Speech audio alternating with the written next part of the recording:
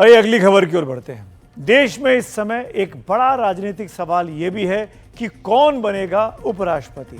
NDA ने अपने पत्ते खोल दिए हैं, जिनका नाम अब तक आप सबको पता चली गया होगा, सीपी राधाकृष्णन यानी चंद्रपुरम पुन्नुस्वामी राधाकृष्णन।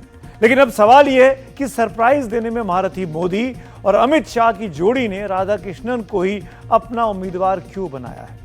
लोगों का दावा है कि एक तीर से कई शिकार प्रधानमंत्री मोदी ने इस चाल के जरिए कर दिए हैं। एनडीटीवी इंडिया ने हर तीर और हर शिकार की संभावना को परखा है। ध्यान से देखिए, मौजूदा सरकार का चाल चरित्र चेहरा समझने में आपको बहुत मदद मिलेगी।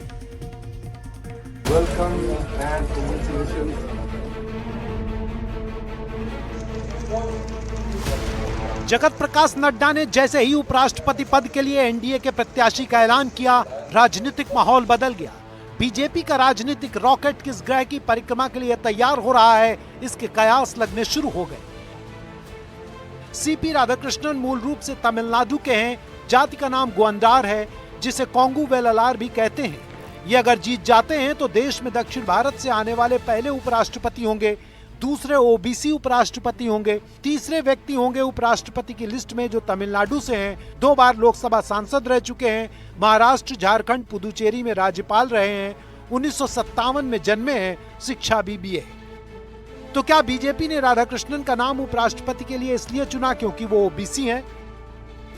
गुंडा कम्युनिटी जो तमिलनाडु में वो 7%, लगभग 5 to 7% है, और ये ओबीसी जो क्लास है, ओबीसी जो कम्युनिटी है, इसके ऊपर तो असर तो होगा ही। या फिर राधाकृष्णन को इसलिए प्रत्याशी बनाया गया क्योंकि वो दक्षिण भारत में बीजेपी के विस्तार का चेहरा बनेंगे। सीपी राधाकृष्णन जी पॉलिटिकल बैकग्राउंड बहुत स्ट्रांग है।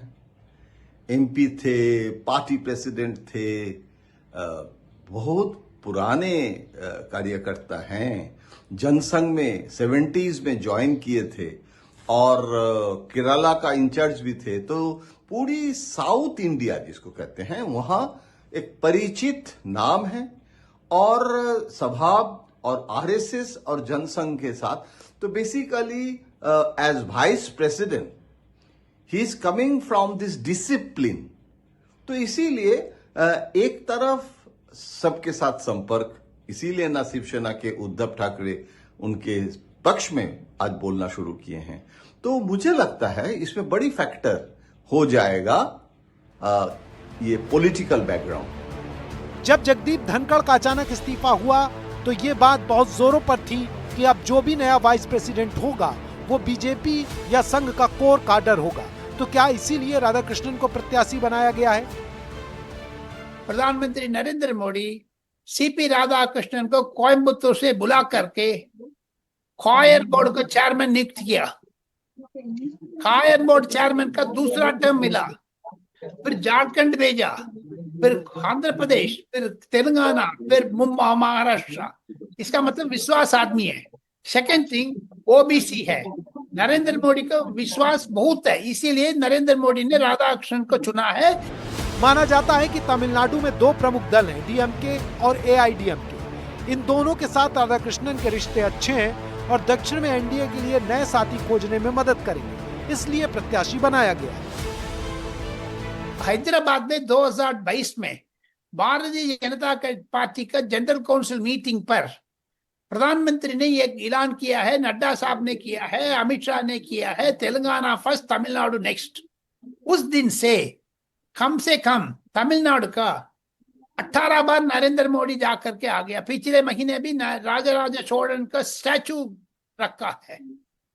सो नरेंद्र मोदी का फर्स्ट प्राइम मिनिस्टर इंडिया का नरेंद्र मोदी ने याழ்ப்பாணம், तमिल, श्रीलंका, इधर 3 लाख लोग मरा था सोनिया गांधी राज में, डॉक्टर मनमोहन सिंह का राज में जेनोसाइड हुआ है। उस जगह पर नरेंद्र मोदी आकर के आया। इसका मतलब नरेंद्र मोदी पार्टनर ढूंढने की जरूरत नहीं है।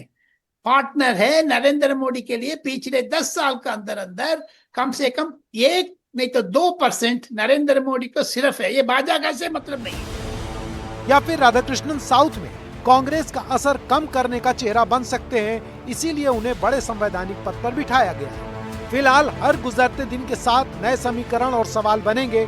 देखना यह है कि यूपीए या इंडिया ब्लॉक इनके खिलाफ अपना प्रत्याशी देगा या नहीं।